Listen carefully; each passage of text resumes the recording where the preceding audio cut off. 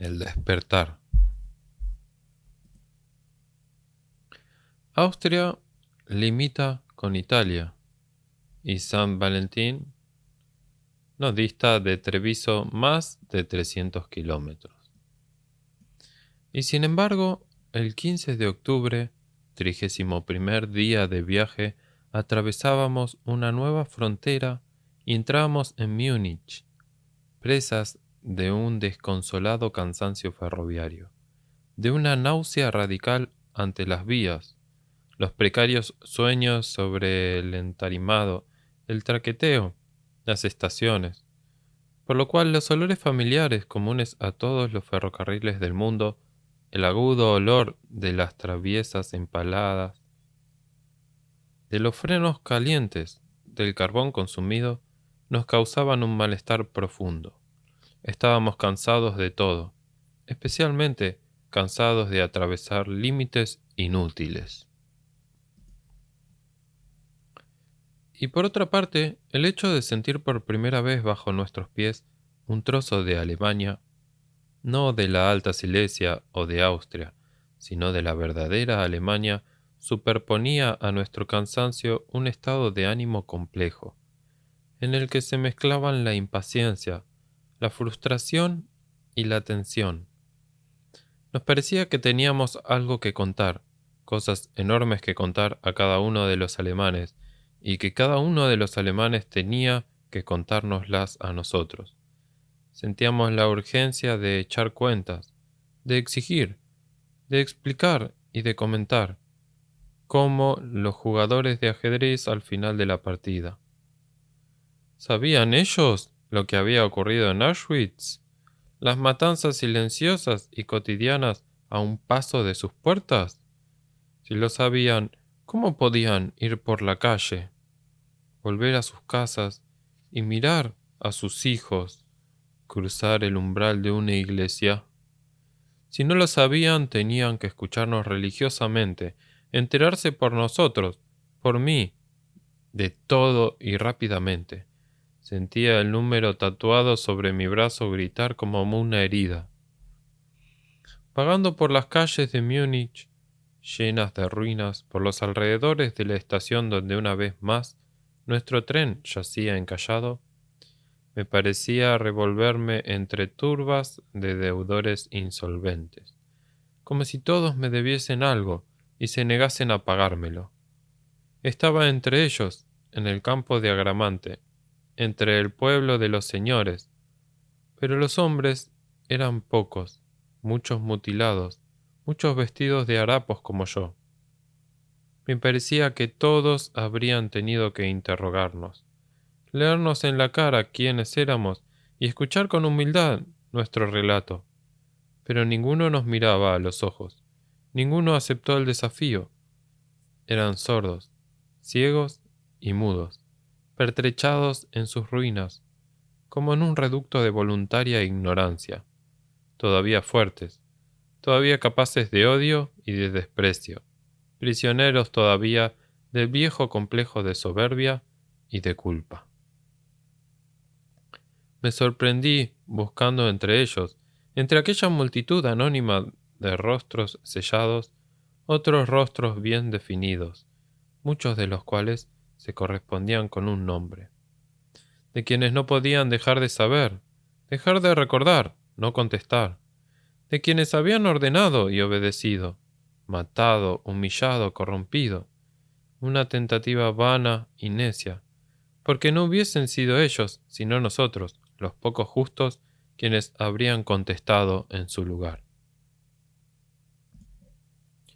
Si en Sob habíamos recogido un huésped, después de Múnich nos dimos cuenta de haber recogido una camada entera. Nuestros vagones ya no eran 60, sino 61. En la cola iba con nosotros a Italia un nuevo vagón, atestado de jóvenes judíos, muchachos y muchachas provenientes de todos los países de la Europa oriental. Ninguno parecía tener más de 20 años, pero era gente extremadamente segura y decidida. Eran jóvenes sionistas, iban a Israel, pasando por donde podían, y abriéndose camino como podían.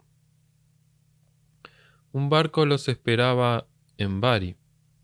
El vagón lo habían comprado y, para engancharlo al nuestro, habían hecho lo más sencillo del mundo. No habían pedido permiso a nadie. Lo habían enganchado y basta. Me asombré, pero se rieron de mi asombro.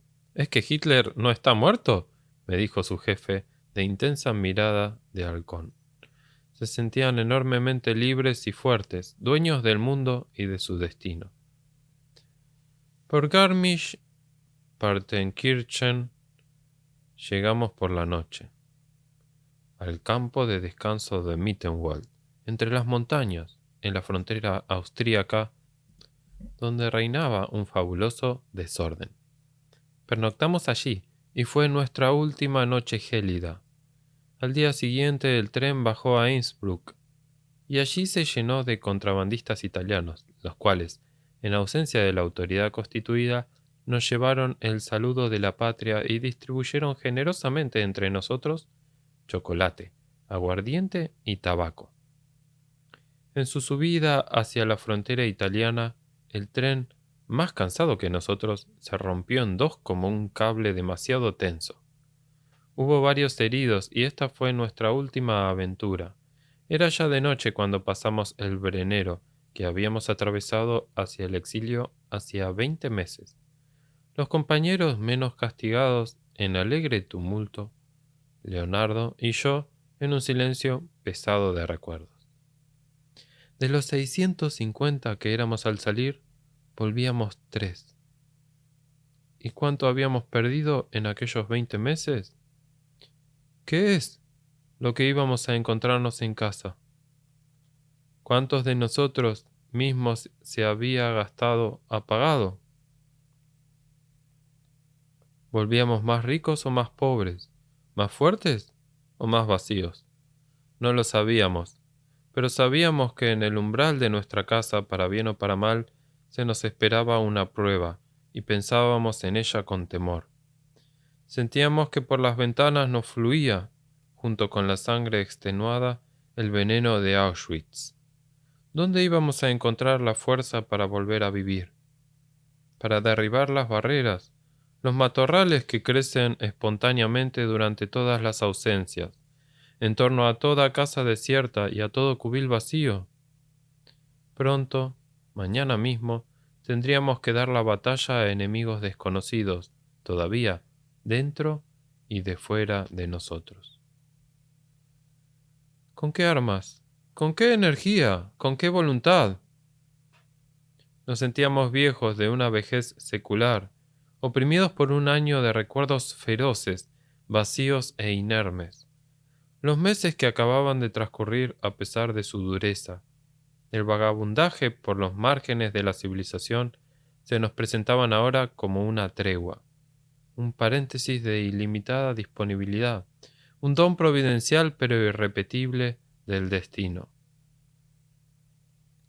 Dándole vuelta a estos pensamientos que nos quitaban el sueño, pasamos la primera noche en Italia, mientras el tren descendía lentamente por el valle de l'Adige, desierto y oscuro.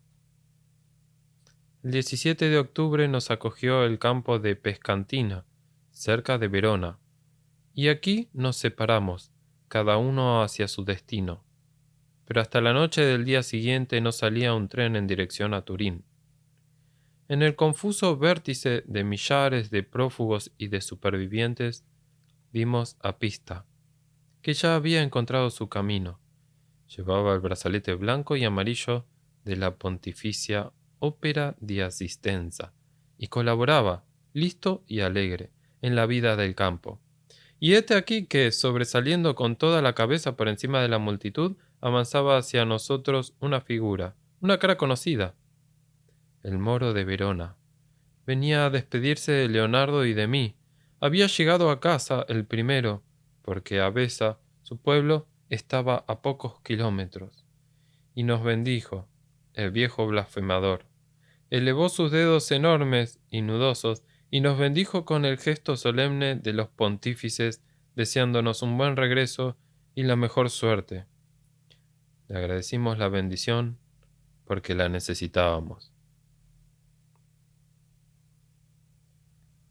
Llegué a Turín el 19 de octubre, después de 35 días de viaje.